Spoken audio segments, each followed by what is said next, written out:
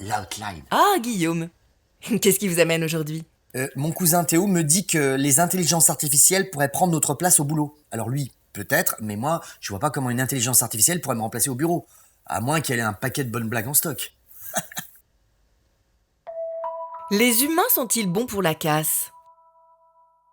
Je me suis renseigné, et selon certaines études, cela concernerait un emploi sur deux dans les 10 ou 20 prochaines années. Oui, et il y a d'autres études qui parlent plutôt de 15%. C'est un sujet complexe. La même question s'est posée avec la révolution industrielle, où 90% des emplois dans l'agriculture ont été remplacés par des machines. Mais pour autant, personne aujourd'hui ne voudrait revenir à la faux, ou dans un autre registre, se séparer de sa machine à laver. C'est l'histoire de l'innovation. Oui, c'est sûr, mais là c'est différent, non? Aujourd'hui, avec l'informatique, nous parlons de traitement automatique de l'information. Il ne s'agit pas de remplacer les ouvriers, mais le travail intellectuel. Et avec l'avènement de l'intelligence artificielle, on se dit que ce sont toutes nos capacités, et nous-mêmes qu'elles vont finir par être remplacées. Tous en vacances! La plupart des métiers ne disparaissent pas, mais se réinventent.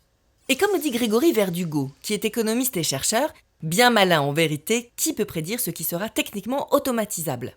Ouais, vous bottez en touche là. Ah non, pas du tout, je vous dis juste que je ne suis pas médium.